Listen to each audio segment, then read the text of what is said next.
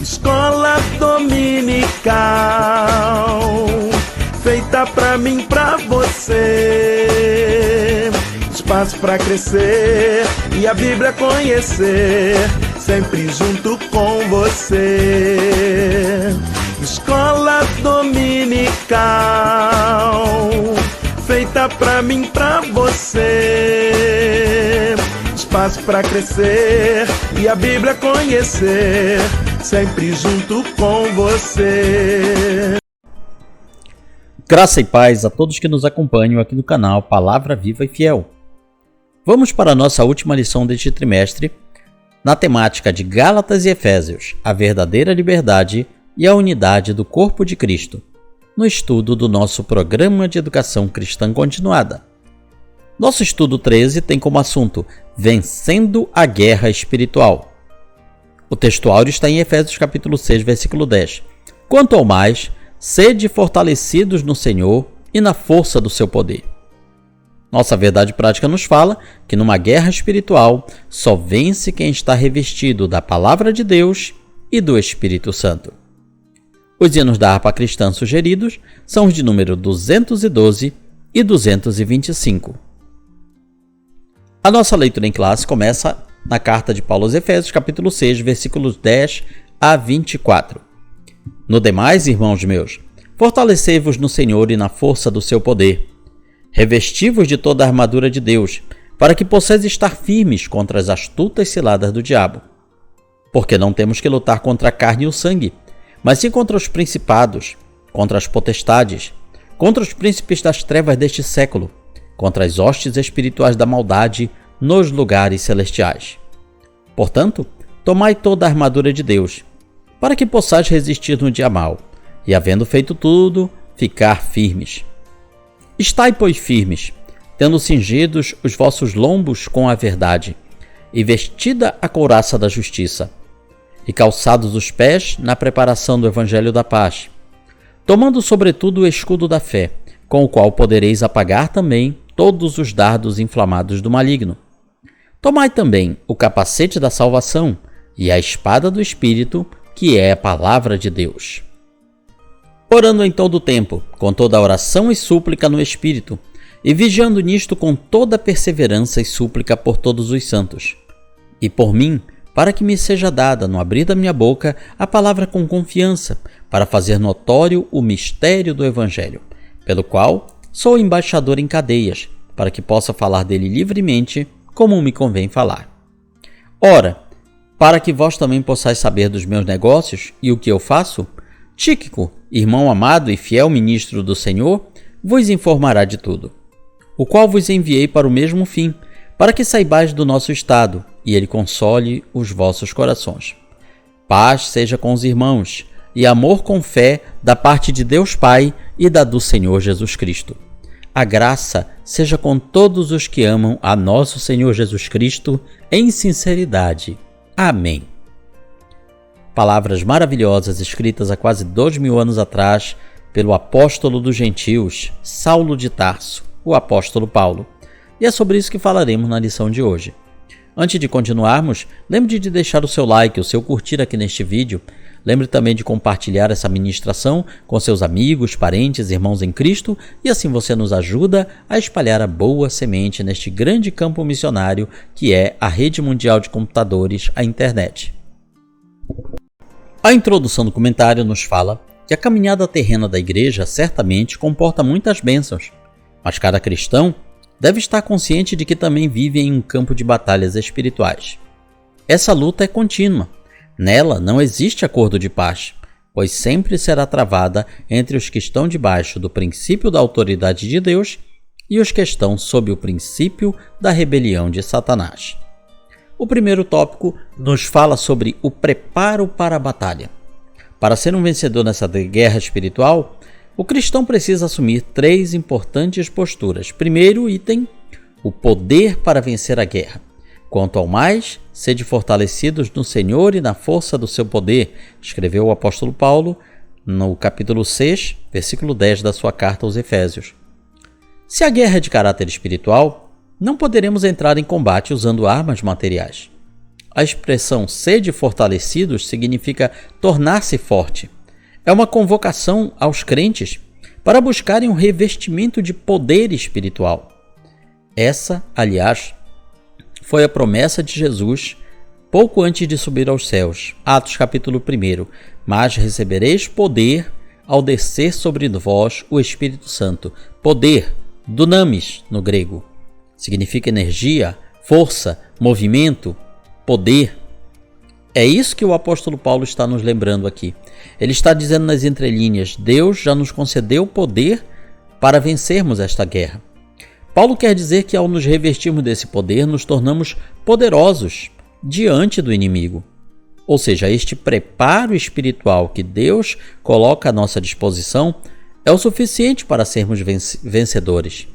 Portanto, só seremos derrotados se quisermos. Deus já colocou à nossa disposição tudo o que precisamos para vencer. Em 2 Coríntios 10, versículo 4, Paulo afirma que as armas da nossa milícia, ou seja, da nossa luta, não são carnais, não são materiais, mas sim poderosas em Deus para a destruição das fortalezas. Que fortalezas seriam essas? Fortalezas seriam as estruturas espirituais que dominam este mundo, contra a qual os cristãos precisam lutar em oração e jejum para que sejam destruídos, a fim de que o evangelho possa avançar sem impedimentos. Não estamos enfrentando um inimigo convencional. Enfrentamos o mesmo adversário que se levantou contra a autoridade de Deus nos céus e que atuou contra Cristo desde a sua encarnação até sua crucificação. Seus métodos são os mesmos usados contra Jesus durante a tentação no deserto. Por essa razão, apenas revestidos do poder de Deus, podemos fazer frente a esse adversário. A Bíblia nos adverte a vigiar, pois o diabo anda ao redor como um leão, buscando a quem devorar. Quantas vezes não assistimos nos documentários sobre a vida animal, os herbívoros como zebras, antílopes e outros nas savanas da África, pastando tranquilamente, enquanto os leões estão em volta, escondidos em meio à vegetação, vendo aquele animal mais fraco do rebanho, vendo aquele animal que ficou para trás da manada, vendo aquele animal que parece ser mais desprotegido pelo rebanho. É a isso que o apóstolo Paulo está comparando o nosso inimigo. Ele está vigiando escondido em meio à vegetação, às coisas deste mundo, esperando alguém para tragar. No entanto, podemos confiar que Deus não permitirá que sejamos tentados além das nossas forças, mas sempre proverá o livramento necessário. Portanto, se cairmos em tentação, não significa que ela veio além do que a gente possa suportar. Deus sabe até onde nós aguentamos, e Ele sabe que nós podemos resistir à tentação. Ele nos dá a capacitação para sermos vencedores. Segundo item: não subestimar o inimigo. É um grande erro negar a existência de um inimigo que peleja contra nós no mundo espiritual. Muitos acusam a igreja de ter criado e inventado a figura do diabo e do inferno, enquanto outros acreditam que o diabo não passa de uma lenda, de um conto. No entanto, essa negação não altera a realidade espiritual. Essa, infelizmente, é a postura de muitas pessoas que estão neste mundo. Para elas, o diabo é uma invenção criada pelos cristãos para meter medo nas pessoas, para que as pessoas corram para a igreja a fim de se proteger desse perigo. Quem dera que fosse apenas isso. A Bíblia mostra o diabo como um ser real, como um ser pessoal, e que busca levar as pessoas à perdição, ao engano. Satanás não faz nenhuma questão que o homem creia na sua existência, pois assim poderá fazer o seu trabalho sem ser percebido. Satanás está solto e ativo em meio à humanidade. Aqui abrindo um parênteses, ele não está detido no inferno. O inferno não é o seu reino. O inferno é o lugar de punição das almas dos que partiram sem Deus, sem paz, sem salvação. Mas quem está ali administrando tudo aquilo não é Satanás, não são seus demônios, e sim o próprio Deus. É a ira de Deus. Satanás então está solto pelo mundo, pelos nossos ares, pelo nosso universo. Mas a cegueira espiritual não percebe, não permite que muitos percebam como ele destrói a alma, a fé, a família. Em 2 Coríntios 11,14, Paulo diz: não é de se admirar porque o próprio Satanás se transforma em anjo de luz. Então ele sabe aparecer nos formatos que mais enganem as pessoas. Quantas religiões, quantas crenças não iniciaram justamente com visões de um anjo de luz? É algo que a gente tem que analisar. Outros começaram uma seita, uma religião, a partir de sonhos e visões em que um ser sobrenatural lhes aparecia e dizia: todos estão errados, você agora que vai fazer a igreja certa, o culto certo. E assim começou. Então, Satanás ele pode se transfigurar de várias formas para enganar as pessoas, para impressionar as pessoas. Nesse ponto, o ser humano ele é muito crédulo, ele é muito influenciável. Terceiro item: não superestimar o inimigo. O primeiro risco é subestimar, ou seja, considerar o diabo menos do que ele é. O segundo risco é superestimar, ou seja, considerá-lo mais do que ele é. Sujeitai-vos, portanto, a Deus, resisti ao diabo e ele fugirá de vós. Um cristão esclarecido sabe que Satanás está em plena atividade neste mundo, mas também sabe que esse poder maligno é limitado. Esse é o grande ponto. Satanás é poderoso, mas não é todo poderoso. Satanás é muito sábio, mas não é onisciente. Ele conhece muita coisa, mas não conhece tudo. Ele está em vários lugares, mas não está em toda parte ao mesmo tempo. Portanto, ele não é um ser onipotente e nem onisciente e nem onipresente.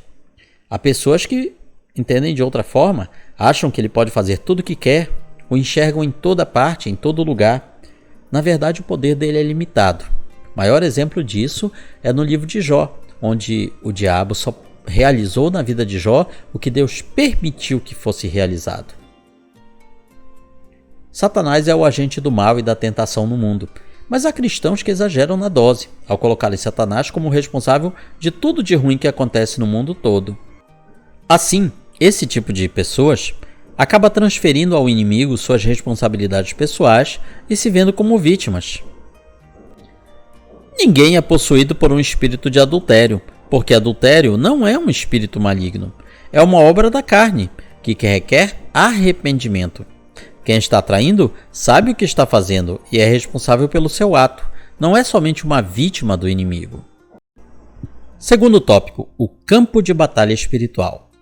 Já falamos sobre a primeira postura do cristão, que é o preparo, ou seja, o poder para vencer a batalha. O segundo ponto em que todo cristão precisa conhecer é o campo de batalha. Quem quer vencer uma guerra deve conhecer o campo de batalha. Se um exército consegue descobrir os planos e as estratégias do adversário, já deu um bom passo para a vitória. Primeiro item, as ciladas do diabo. Revesti-vos de toda a armadura de Deus para poderdes ficar firmes contra as ciladas do diabo. Ciladas é tradução do termo grego metodeia, que significa astúcias, planos, esquemas. Os militares chamam isso de estratégias de combate. Sempre que o Novo Testamento aplica essa palavra a Satanás, está se referindo aos seus desígnios malignos e destrutivos. Ele usa ciladas, armadilhas, todo tipo de malícia, a fim de alcançar seus maléficos objetivos. Portanto, os planos do maligno podem até ter uma aparência de bondade, de coisa positiva, que é justamente uma isca para trazer as pessoas ao caminho da perdição. O diabo é um ser real. Ele comanda todas as forças do mal, mas geralmente não se apresenta como realmente é. Ele é o rei do disfarce e da camuflagem. Satanás não gosta nem um pouco do retrato que lhe é dado pela cultura popular, aquele personagem com chifres, rabo de dragão, tridente nas mãos. Diga-se de passagem que esse retrato não aparece na Bíblia. Na realidade, ele veio do catolicismo medieval como uma forma de colagem, digamos assim, sincretismo de várias figuras sobrenaturais demoníacas dos mitos dos povos antigos. Satanás prefere que as pessoas sequer acreditem na sua existência. Age de forma sorrateira, prefere o anonimato. Segundo item, a carne e o sangue. Escreve o apóstolo Paulo que a nossa luta não é contra a carne e o sangue, e sim contra os principados e potestades, contra os dominadores deste mundo tenebroso, contra as forças espirituais do mal nas regiões celestes. O apóstolo Paulo quer dar a entender aqui simplesmente que a natureza humana está em contraste com os seres espirituais que não possuem matéria. Ou seja, nós, seres materiais, estamos combatendo seres espirituais, que são os demônios. Nessa ajuda, nós temos também seres espirituais do nosso lado, que são os anjos de Deus. O apóstolo quer dizer que esse combate se dá entre humanos e sobre-humanos. Carne e sangue simbolizam a fragilidade humana diante do poder de fogo dos seres espirituais da maldade. Ou seja, nessa luta, nós estamos em desvantagem porque somos seres de matéria e todas as armas que podemos construir não afetam os seres espirituais. Os humanos, no caso, aqui os crentes, só podem vencer esta guerra se estiverem revestidos do poder que está acima de todos os poderes do universo, o poder de Deus. Terceiro item, principados e potestades. Aqui o apóstolo Paulo identifica um conglomerado de forças malignas, uma hierarquia espiritual da maldade. Essas forças marcham contra a igreja. Ele as chama de principados, potestades, dominadores deste mundo tenebroso e forças espirituais do mal. Douglas Batista, um escritor cristão, discorre sobre 3 importantes aspectos das forças malignas que lutam contra Deus e seu povo. Primeiro, eles são poderosos. Esses títulos, principados, potestades, indicam poder, primazia, autoridade para agir. Príncipes das trevas são líderes de anjos decaídos que, sob o comando do diabo, exercem domínio. Vemos então que o lado espiritual, negativo, demoníaco, ele é como um verdadeiro exército, como uma hierarquia toda estruturada que nós mal temos condição de entender. Segundo, eles são malignos. Esses agentes formam as hostes espirituais da maldade. Refere-se a demônios que empregam seu poder destrutivamente para o mal. Terceiro, eles são astutos. São cheios de sutilezas. Eles maquinam a queda da igreja. Tudo o que eles fazem e realizam é visando que os crentes e a igreja sejam envergonhados, sejam derrotados. Podemos perceber que estamos a enfrentar um inimigo terrível, mas a igreja sempre prevalecerá. Essa garantia nos é dada pelo próprio Cristo. Edificarei a minha igreja, e as portas do inferno não prevalecerão contra ela. Uma ou outra denominação evangélica, religiosa, cristã, pode vir a se perder, mas a igreja, como um corpo, ela nunca perderá. Ela sempre será vitoriosa. Uma igreja pode falhar, mas a igreja não pode falhar. Terceiro tópico, as armas espirituais que precisamos. Primeiro item, toda a armadura de Deus. Portanto, tomai toda a armadura de Deus, para que possais resistir no dia mau e depois de ter desvencido tudo, permanecer inabaláveis. Toda batalha tem seu campo de operação e envolve aspectos como o lugar de combate, o tipo de inimigo, a estratégia e as armas. Armas de defesa e de ataque.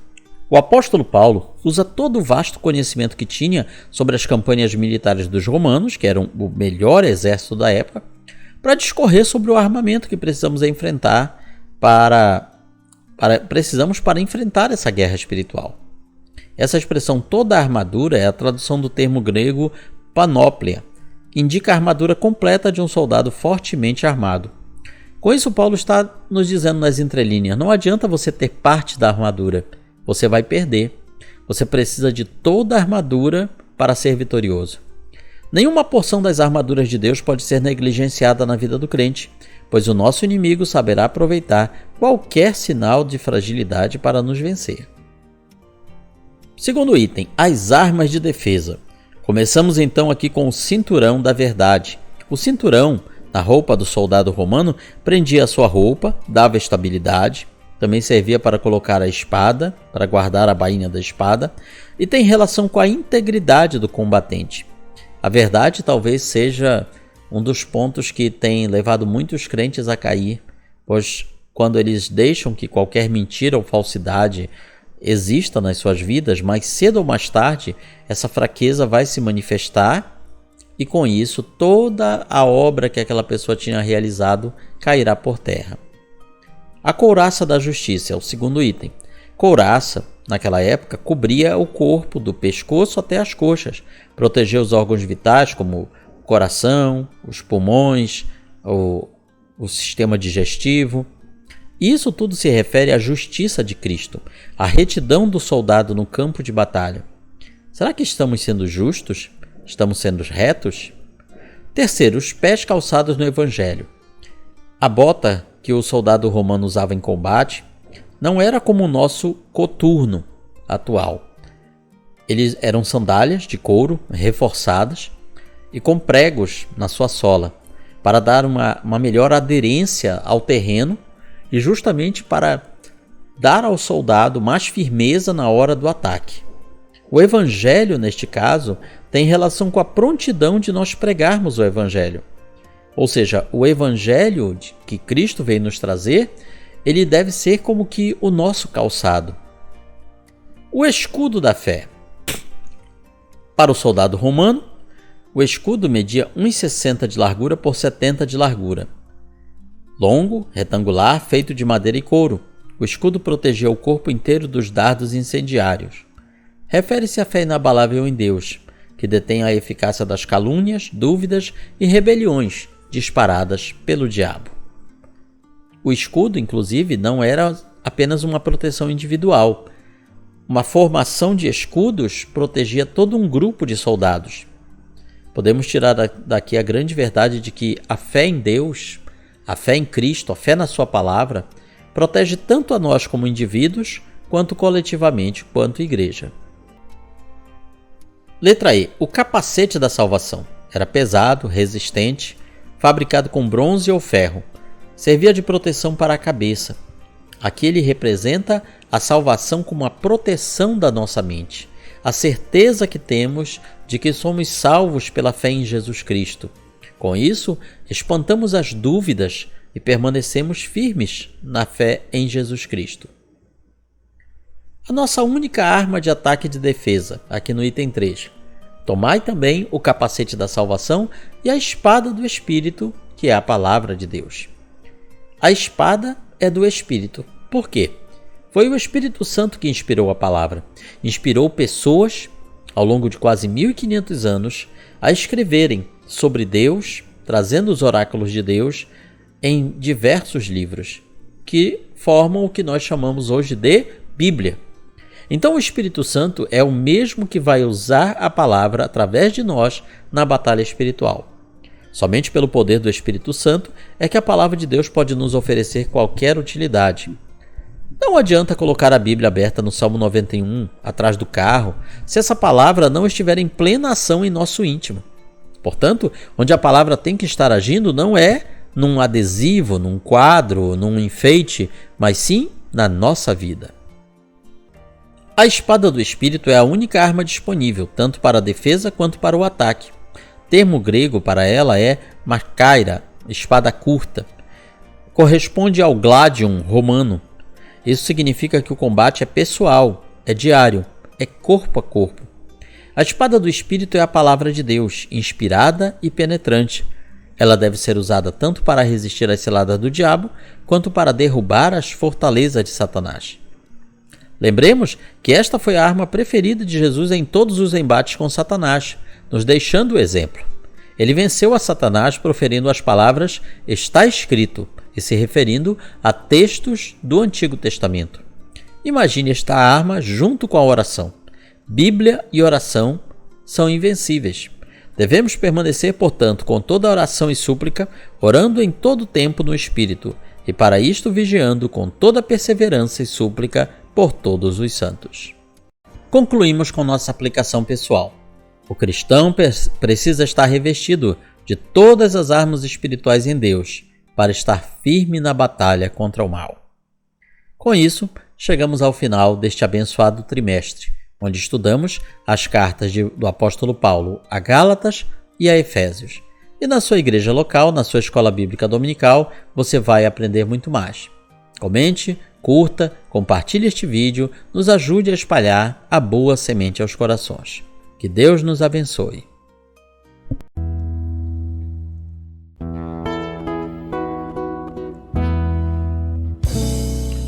Findou-se o tempo de estudo da escola dominical. dominical.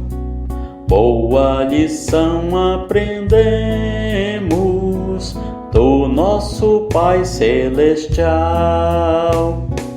Despede-nos, Jesus Cristo, em tua paz e amor, e nos concede para sempre o teu celeste favor. Aos visitantes e amigos agradecemos também. Que a paz de Deus reine em todos, e até domingo que vem. E até domingo que vem. E até domingo que vem.